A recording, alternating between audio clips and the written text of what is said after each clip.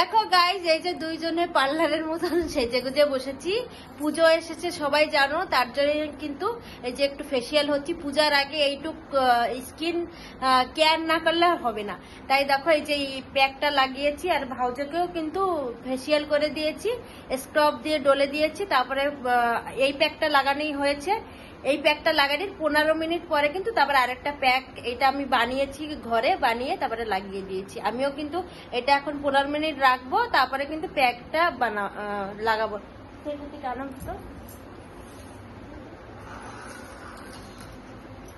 এই যে দেখো, এই প্যাকটা হলো ঘরোয়া পদ্ধতিতে বানিয়েছি, আর এইটা হলো দোকানের কেনার প্যাক।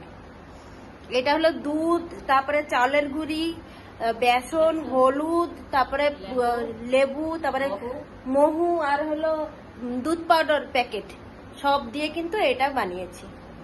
লাগাবো, চলো তাহলে। তোমরা কে কে কেয়ার করছো আমার মতন স্কিন কেয়ার, অবশ্যই কিন্তু কমেন্ট করে জানাবে।